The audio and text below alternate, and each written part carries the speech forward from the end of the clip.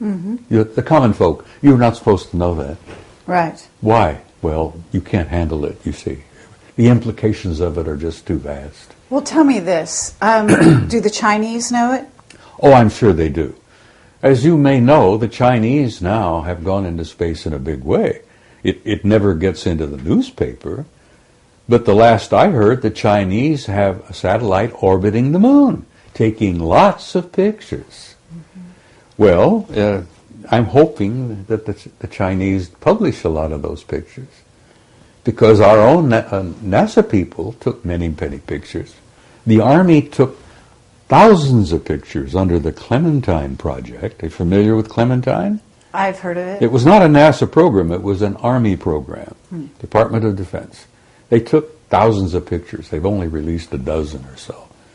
They took pictures all around the moon, backside, bottom, top, everywhere. Well, are you in touch with Richard Hoagland? I know Richard. He's a good friend. Okay. So you know some of his recent research? Well, I read his recent book, which is dynamite. Uh-huh. Okay. You know about the secret space program? Oh, yeah. And you know about the von Braun and the Nazis and what's been carried over to the U.S. Political it's bigger system? Than that. Okay. Well, much bigger. But when I raised up Richard Hoagland's information and the stuff that he's bringing forward about von Braun, the Nazis, paperclip, and you're saying it's much beyond that. So where are we going with that? Our original space program was all the product of the Nazi Party. Without von Braun and his crew and the paperclip program, I don't think we would have gotten to the moon when we did. We certainly wouldn't have beaten the Russians. Of course, the Russians grabbed their crowd. They also went into Germany and grabbed a bunch of scientists. And then the Russians have a tremendous scientific program of their own. They didn't need Nazi scientists. They would have eventually done it on their own anyhow. But one of the biggest secrets of all is the secret space program, the fact that NASA is, it's like Blue Book used to be. I think it's a public relations front. Right, yeah. Blue Book never handled the real good stuff, and everybody knew that, except the common folk out there, who were diddled regularly and never told the truth about anything. But the big secret seems to have been for so long is, why are we keeping classified the enormous facilities on the moon? And they're not ours. Whose are they? Well, that's a good question. I can tell you flatly who they are. Okay. You familiar with the term Anunnaki? Absolutely. All right. Well, you really have to understand Zecharia Sitchin's work to really grasp where we stand today in relationship with this group of intelligences, and I'm not speaking of one, there are several. The last I heard, there were 4 different groups we were relating with. The Anunnaki are one, and there are others. Okay, this is very interesting. Can you describe the Anunnaki that first of all, have you had exposure to them face to face? Me? Yeah. Yes, I've met some face to face. Okay. Now, whether they were the Anunnaki, I don't know. Okay, well... The ones I've run face to face were typically human. Typically human? I mean, they could put on a suit, tie, a dress, blue jeans, T-shirt. Okay. Walk in our midst and you would never know. And they weren't 9 feet tall or higher? No. The ones I've met and the ones I've seen aboard the ships are not that big at all. They're just like us.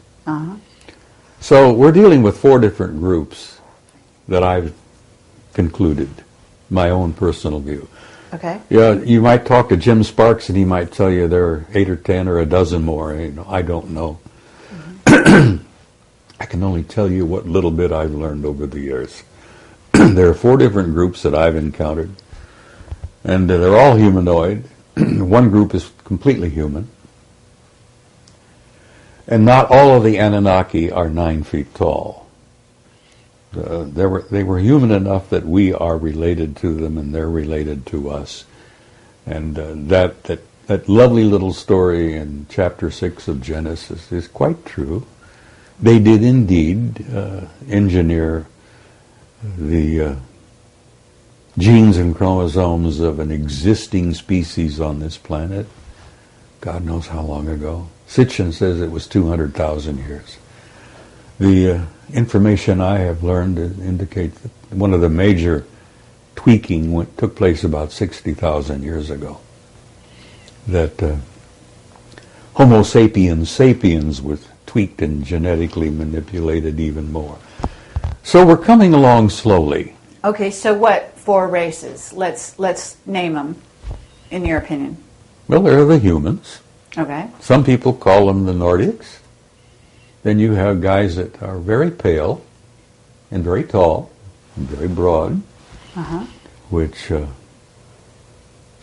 some people refer to as the big whites. Okay. And then you have the little guys. The Greys, and then the Anunnaki. So those are the 4 you're familiar with. And not all of the Greys are an evolved species. Some of them appear to be what they used to use. They were an artificial life form. Androids. Yeah, they were humanoid androids, but they were constructed. They're laboratory products. And they often wondered why, in cases of crashes, where there were survivors, that some of them didn't come back and try to retrieve. And the story that came out among the military for many years was that they wrote them off. They went back and made more. Now there are some people who say, well, they don't have a soul. Well, I've run into human beings that I began to wonder whether they had a soul. But there are 2 types of Greys from what I've learned. There are the little guys who would appear to be laboratory products. And then there are the 6-foot Greys, whose eyes are more round. And they're not really gray, they're just sort of a chalky off-white color. And they seem to be an evolved race all of their own.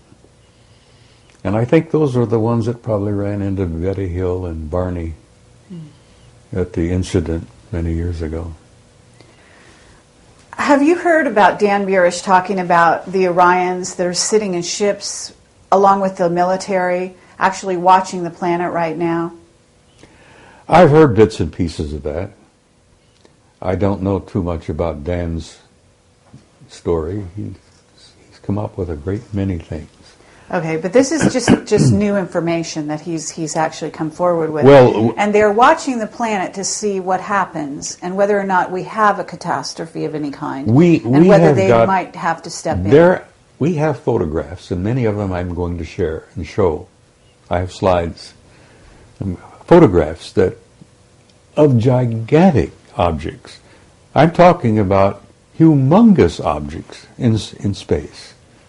And many of them are in satellites around their orbit around the planet. Many of them are in orbits around the moon, around Mars. I have a couple of pictures that I'm going to share that I got from a Soviet cosmonaut on what happened with the Phobos thing. The Russians, their famous Phobos rocket system that they sent up there some years back, which got knocked out of orbit by an anomalous object that came up from the surface.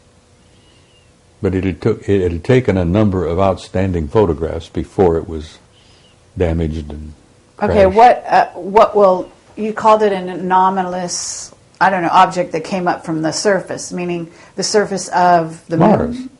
From Mars. our Earth. Yeah. Okay. No, the Phobos program was sent to Mars because they had hoped to land a lander on the satellite Phobos. There are 2 circling Mars, which are anomalous. Again, that fantastic word, anomalous. Astronomers consider them anomalous because, first of all, they're going in the wrong direction for a natural satellite, whatever that means. They're too small to be natural satellites, and they're too close to the surface of Mars to have survived.